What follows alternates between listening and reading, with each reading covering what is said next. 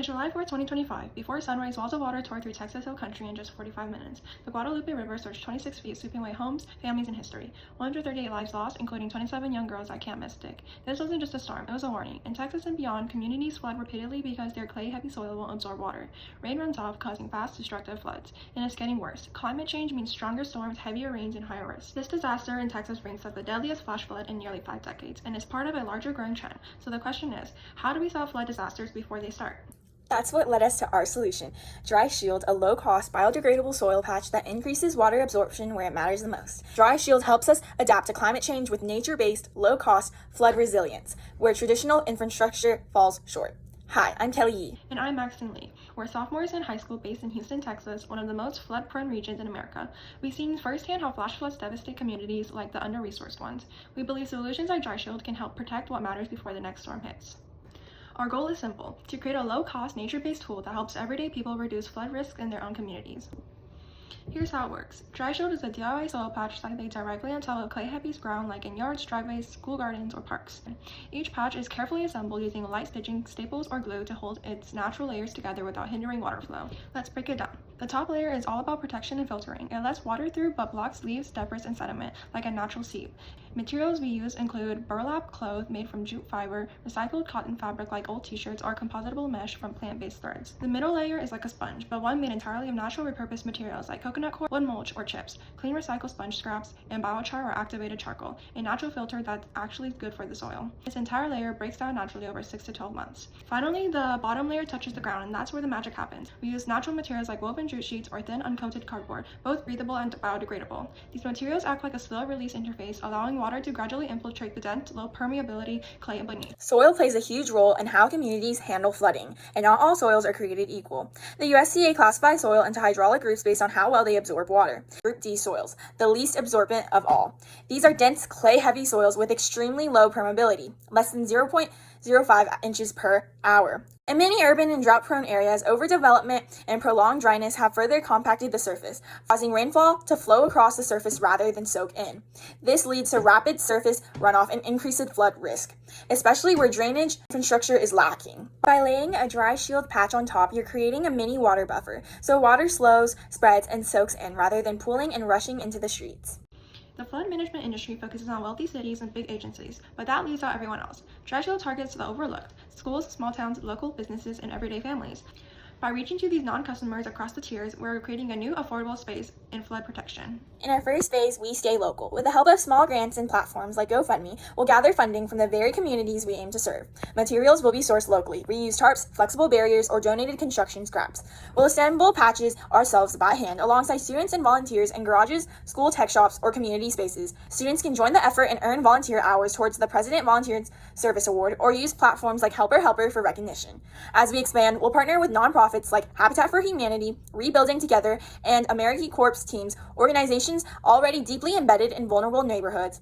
In phase 2, we'll scale regionally by building partnerships. Nonprofits become our distribution networks. Disaster recovery organizations like Team Rubicon or SBP can install patches as part of rebuilding efforts. Local schools can become Dry Shield chapters, hubs where students build and deploy community protection. We'll also apply for grants from trusted institutions like the Rebuild Texas Fund and the Community Foundation to boost production capacity. By year 5, we aim to have Dry Shield included in state and city preparedness toolkits. We'll present case studies at resilience summits, work with insurance companies on risk reduction incentives, and pitch bulk adoption in public school systems in flood-prone states. From there, we partner with FEMA, the National League of Cities, and Keep America Beautiful to embed Dry Shield and resilience planning across the country. But our vision doesn't stop at national borders. With the help of global partners like Engineers Without Borders and the UNDP, we can bring Dry Shield to rural villages, coastal towns, and climate-vulnerable cities around the world. Kickstart Dry Shield will begin with small campaigns on GoFundMe and grants from foundations like Rebuild Texas Fund and the Community Foundation. This will build our first batch of sustainable materials. As impact grows, we'll scale through trusted partners. Habitat for Humanity Texas help us reach flood-prone neighborhoods with existing distribution routes, while school partnerships connect us to student volunteers earning hours through the Presidential Volunteer Service Award. We'll also apply to environmental innovation programs like Kickstart and EPA's environmental justice grants, ensuring we stay rooted in both sustainability and equity. By using recycled and locally available materials and leveraging volunteer power, our model stays low-cost, high-impact, and most importantly, community-owned. As mentioned before, clay-heavy soils like USDA's hydraulic soil group D barely absorb water, causing dangerous runoff and floods. But biochar changes that. Studies show that it can boost infiltration rates by up to 80%, increasing soil porosity and aeration by creating tiny channels that help water seep deeper and stay longer. Coconut coir, another natural material we use, can hold 5 to 6 times its weight in water, like a sponge for the soil. The EPA reports green infrastructure using materials like biochar cuts runoff by 30 to 50%. And FEMA confirms every $1 spent on flood mitigation saves $6 in damage costs. By adding these eco-friendly materials, Dry Shield turns flood-prone clay into a sponge, reducing floods, improving soil, and saving money. To launch, we'll rely on a team of student leaders and volunteers. First off, a treasurer to manage funds, a secretary for records and tracking, a fundraising lead to secure support, a social media manager for outreach, a marketing lead to build our brand, an outreach coordinator to form partnerships, and an HR lead to oversee training and communication. To measure success, Dry Shield will focus on both short-term impact and long-term scalability.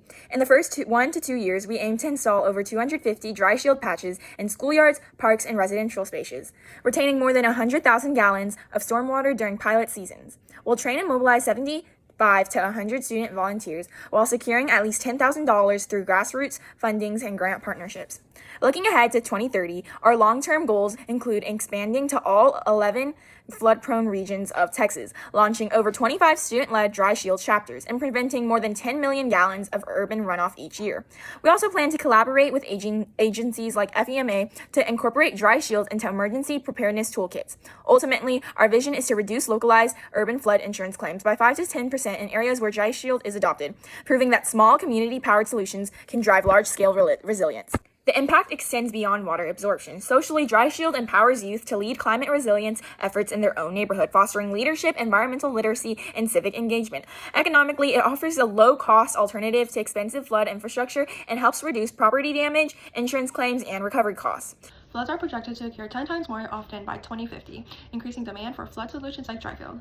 A key risk is that climate change may outpace our production capacity. To solve this, we'll rely on scalable community-based manufacturing, training local volunteers, partnering with schools and nonprofits, and creating distributed production teams to rapidly increase patch production. Next, material sourcing poses a risk if local supplies of eco-friendly inputs become limited or inconsistent. To prevent supply chain bottlenecks, we prioritize materials with multiple regional suppliers and develop guidelines for substituting similar biodegradable inputs. Finally, user adoption and maintenance can present barriers. To minimize misuse, we develop clear DIY instructions. Volunteer coordinators regularly check in with users, and patches that don't meet quality standards can be returned or replaced, ensuring community trust and loyalty.